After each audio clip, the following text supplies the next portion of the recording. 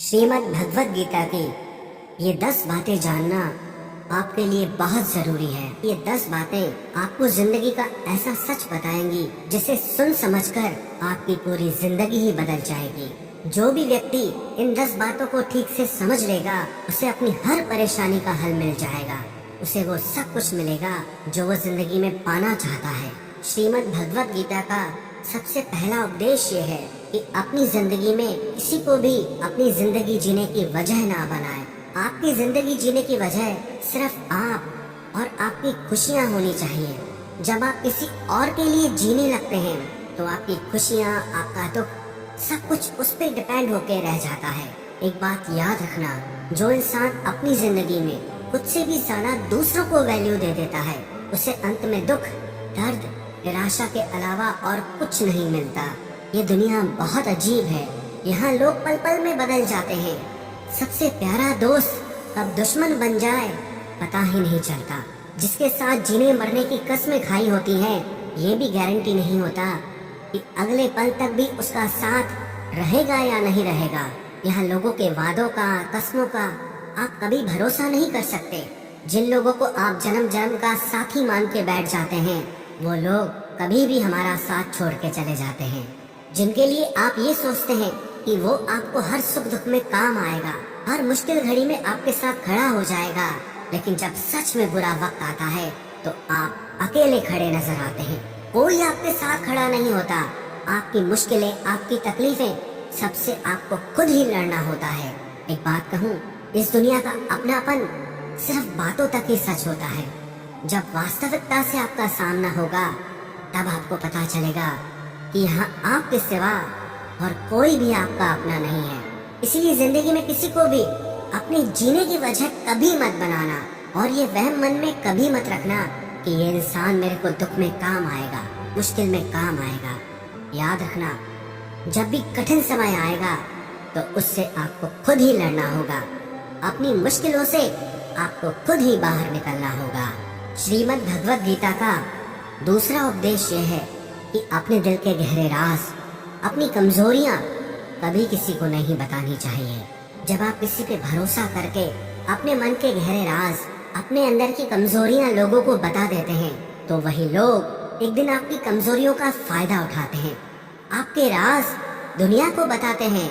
याद रखना, आपका राज सिर्फ तब तक ही राज रहता है जब तक वो सिर्फ आपको पता है। जैसे ही आप किसी और को बता देते हैं फिर वो आपका नहीं रहता। अगर आपने अपना राज किसी को बता दिया है तो ये मान लेना कि आपकी वो बात आपके हर करीबी इंसान को पता चल जाएगी, क्योंकि लोग यही करते हैं। आप किसी को बताते हैं ये कहकर कि किसी को बताना मत, फिर वो आगे किसी को कहते हैं यही बोलकर कि किसी को बताना मत।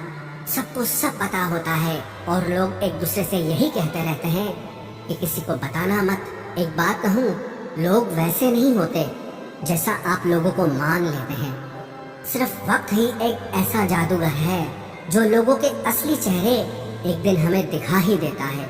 जिन लोगों को आप अपना सच्चा साथी मान के बैठ जाते हो, जिस दिन उनका असली चेहरा आपके सामने आता है ना, तो आप हैरान रह जाते हो कि ये ऐसा निकला। मैंने ऐसा कभी सोचा भी नहीं था कि ये इंसान मेरे साथ ऐसा करेगा। इससे मुझे ऐसी बिल्कुल भी उम्मीद नहीं थी कि ये इंसान कभी मुझे धोखा देगा। सच तो ये है कि वो इंसान ऐसा ही था, बस आपको आपके मोह में उस इंसान का असली चेहरा नहीं दिखाई देता।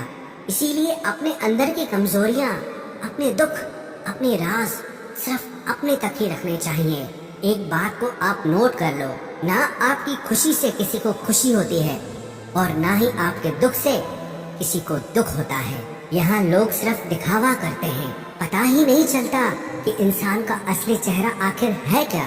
लोगों के नए नए चेहरे देखकर आप हैरान रह जाएंगे, लेकिन कभी पहचान नहीं पाएंगे कि आखिर में उनका असली चेहरा है क्या। ये नकाब पोशों की दुनिया है। लोग नकाब बदल बदल कर जीते हैं और आप ऐसे लोगों पे भरोसा कर लेते हैं, अपनी कमजोरियां बता देते हैं, अपने राज बता देते हैं, अपना हर दर्द बता देते हैं। तो गीता का दूसरा उपदेश यह है कि अपने मन की कमजोरियां, अपने राज, अपना दर्द कभी किसी को नहीं बताना चाहिए। कई लोग कहते हैं कि दिल का दर्द बताने से कम होता है। अरे चले गए वो जमाने। आज तो आप अपना जरा सा दुख किसी को बताओ तो वो दुख और भी बढ़ जाता है। इसीलिए अगर जिंदगी में खुश रहना चाहते हो तो अपने दिल की बातें अपने दिल में ही रखनी चाहिए। गीता का तीसरा उपदेश ये है कि आपके रिश्तेदार आपके सुख को कभी भी सहन नहीं कर सकते। जब आप जिंदगी में कुछ ऐसा हासिल कर लेते हैं जो आपके रिश्तेदारों के पास नहीं होता, तो वो आपकी उस सफलता से कभी खुश नहीं होते। आप तो उनके साथ अपनी खुशी जाहिर कर देते हैं, बाहर से वो भी आपकी खुशी में आपको खुश दिखेंगे, पर अंदर से उन्हें आपकी खुशी, आपकी सफलता बिल्कुल भी अच्छी नहीं लगती। बस फिर वो इंतजार करते रहते हैं कि कब आपकी जिंदगी में थोड़ा मुश्किल वक्त आए, थोड़ा दुख आए, तो उनके मन को थोड़ा सुकून मिले। आज की दुनिया बदल गई है, लोग बहुत बेदर्द हो गए हैं, लोगों के अंदर भावनाएं ही नहीं रह गई हैं, लोगों की भावनाएं बदल गई हैं। पहले रिश्तों का मतलब होता था साथ जिएंगे और साथ मरेंगे, और आज रिश्तों का मतलब है कि आपको जिंदा ही मार देंगे। आप अपनी जिन भावनाओं की दुनिया में जी रहे हो उससे थोड़ा सा ऊपर उठो और लोगों को पहचानना सीखो। आजकल के ये रिश्ते नाते सब शब्दों के रह गए हैं, इसलिए अपने रिश्तेदारों को अपना सगा साथी समझना छोड़ दो। गीता का चौथा उपदेश यह है कि अपने मन की, अपने शरीर की और अपने धन की शक्ति को हमेशा बढ़ाते रहना चाहिए, क्योंकि जिंदगी में जब भी कोई मुश्किल वक्त आए तो आप उससे लड़ सको।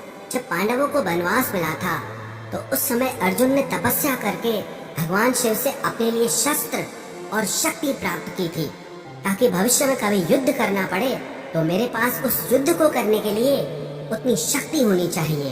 क्योंकि उसे पता था कि युद्ध में उसका सामना भीष्म पितामह, द्रोणाचार्य और कर्ण से होने वाला है, तो उसने अपने लिए अपनी शक्तियों को बढ़ाया। इसीलिए याद रखना, संकट के समय सिर्फ और सिर्फ आपकी हिम्मत, आपके शरीर, आपके धन और आपके मन की ताकत ही काम आएगी। जो लोग दूसरों के भरोसे पड़े रहते हैं वो हमेशा रोते रहते हैं, क्योंकि लोग तो कभी भी बदल जाते हैं, कभी कोई किसी का भरोसा नहीं निभा सकता। ऐसे लोग मुश्किल वक्त में, मुसीबत के समय अकेले रह जाते हैं। इसीलिए दूसरों से उम्मीद लगाना छोड़ दो।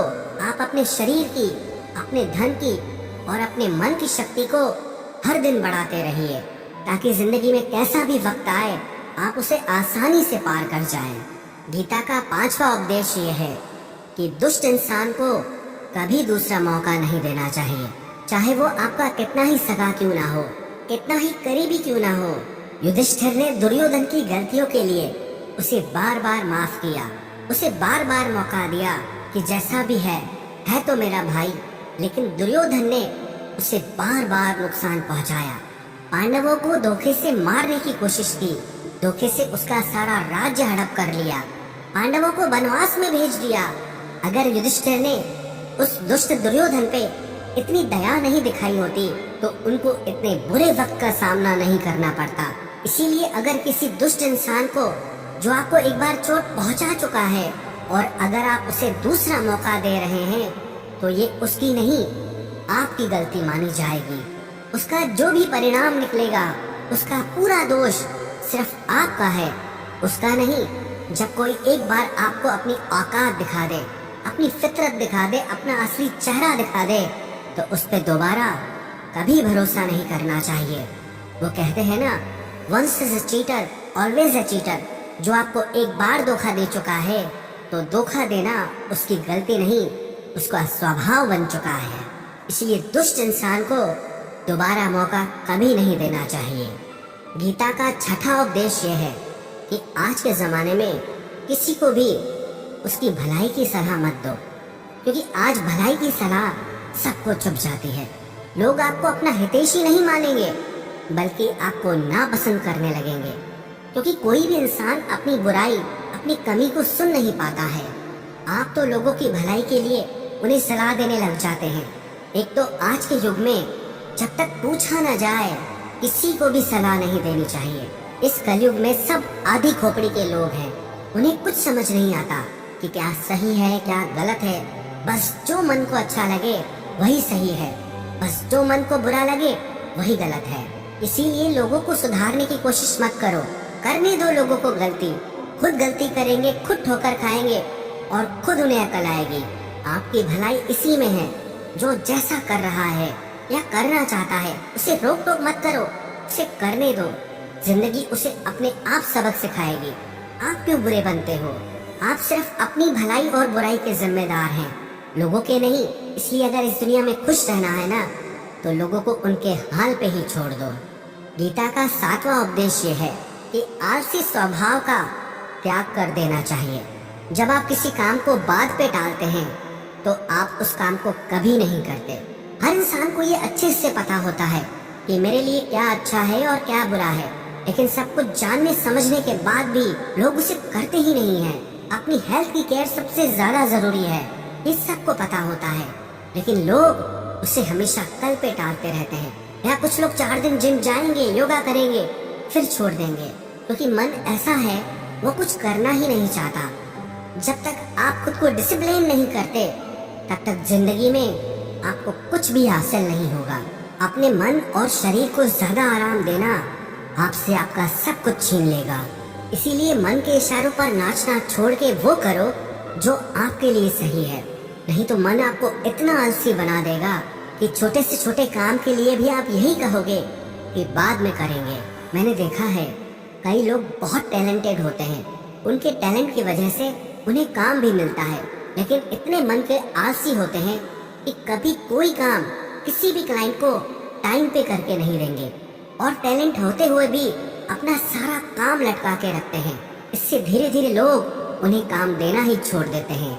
इसलिए किसी बात को सिर्फ समझ लेना काफी नहीं होता, सिर्फ सीख लेना काफी नहीं होता, बल्कि उसे लगातार करते रहना बहुत जरूरी होता है।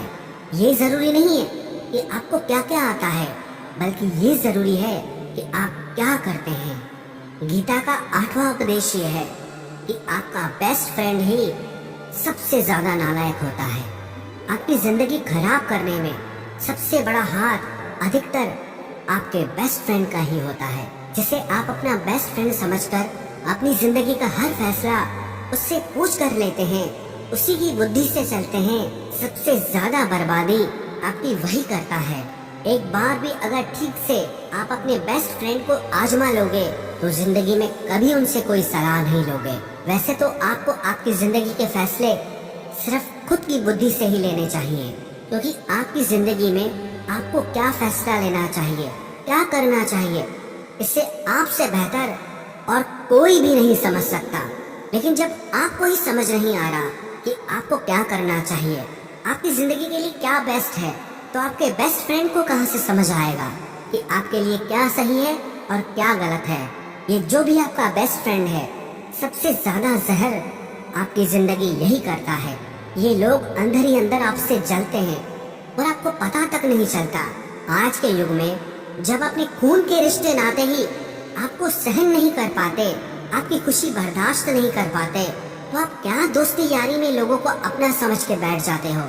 वैसे तो आपको अपनी बुद्धि से ही अपनी जिंदगी का हर फैसला लेना चाहिए, लेकिन फिर भी अगर आपको दूसरों की सलाह से अपनी जिंदगी के फैसले लेने हैं तो ये जिंदगी पूरी तरह से आपकी है। आप इसके मालिक हैं। चाहे आप इसे आबाद करो या बर्बाद करो, इसे बनाओ या बिगाड़ो, आपको कोई रोकने नहीं आएगा। गीता का 9वां उपदेश ये है कि किसी को भी बहुत जल्दी अच्छा, सीधा या शरीफ कभी मत समझना। शुरू में चाहे कोई कितना भी अच्छा बन के दिखाए, लेकिन किसी को भी अच्छा समझने से पहले थोड़ा समय उसके साथ जरूर गुजार लेना, क्योंकि जब आपकी किसी के साथ पहली मुलाकात होती है तब वो शख्स आपको बहुत अजीज, भला और बेहतरीन इंसान लगता है, और जब उसके साथ आपकी आखिरी मुलाकात होती है तो आपको लगता है कि इस इंसान की तो जिंदगी में कभी शक्ल भी ना देखूं। इससे घटिया और बेकार इंसान दुनिया में और कोई हो ही नहीं सकता। इसलिए किसी को भी अच्छा या भला समझने से पहले थोड़ा रुक जाना चाहिए। अक्सर लोग हमें धोखा नहीं देते, हमारा जल्दी में किया हुआ विश्वास और भरोसा ही हमें धोखा देता है।